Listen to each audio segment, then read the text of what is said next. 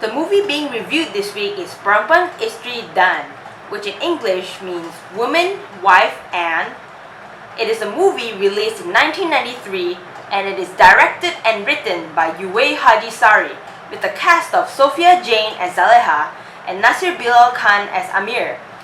It has won 5 awards in the 11th Malaysian Film Festival, including the Best Film.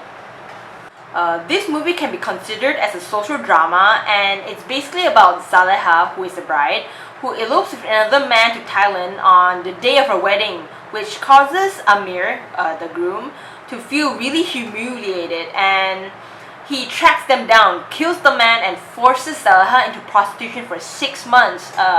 And after those 6 months, Amir brought her back to his side, and somehow Zaleha managed to trick him into marrying her, which leaves Amir with no choice but to bring her back into his village. But this caused a social upheaval in his village as Zaleha seduces many men in the village to have an affair with her, and she also encourages many women to be more independent, which is not a social norm in those days. I personally feel very confused at why the characters act as so sometimes, especially Amir. Why is he so obsessed with trying to prove his dominance over Zaleha, as well as justifying his ego in so many different ways? But as I watch towards the end of the film, I start to understand why things happen as it is, and especially after the second watch. So now we'll talk about the technical stuff of the movie. I'm not too sure if it's the uploader's problem or it's some transcoding problem, but there's a part where the color of the whole film changes. It seems like it desaturated a little, as you can see here. The audio is actually not too clear for throughout the entire film, and especially for the dialogues between characters, it actually sounds like a voiceover. And for background music, yes, background music is not really used for the entire film, and it's only used for emphasis on the scene, such as some big event happen, or Zaleha seduced some guy, or some dramatic event happens. And oh yes, one thing about this director is that he loves dropping hints before the actual event happens. Shui actually observed this, and oh yes, I won't be hogging the screen time every week, no worries. Next week you'll actually be seeing Shui. So, oh yeah, as I was saying, she found this out.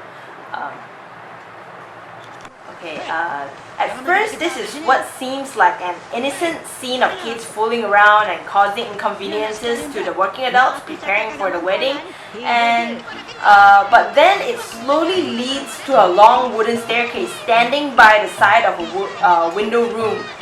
This actually gave a hint that Zaleha had escaped through this window to elope with another man.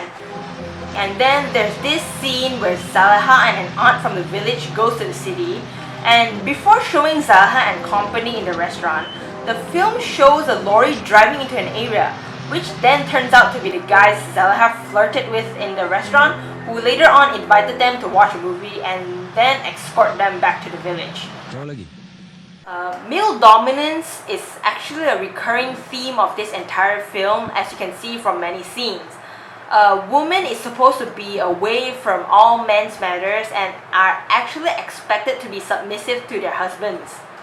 Zaleha tried to break away from this social norm by expressing herself through explicit ways, and she also encourages women of the village to be more independent, such as telling an aunt from the village to watch a movie if she wants to, and also telling Mina to go after the man she likes instead of just waiting around. But in the end, she could not overcome the patriarchy system of those days, which is the ultimate reason of her downfall in the end. This film can be considered as one of the most controversial films of the time it was being released, because that it blatantly shows how a woman is not afraid to express her own sexuality, and Zaleha actually takes pride in how her looks and actions can seduce so many men, including the village idiot, and actually have not even an ounce of shame for it. I personally do not really agree on how the main characters interact with each other, but as I had said, male dominance is actually the social norm of those days. So, and it's a different culture from modern days. So that could be explained. But in conclusion, this film is considered a breakthrough through the normal reserved storyline we have in the past, and it's actually leads to more open-minded films to be made in Malaysia. And I'll end my movie review here. Thanks for watching. You'll see Shui next week, and maybe me some other week. Bye.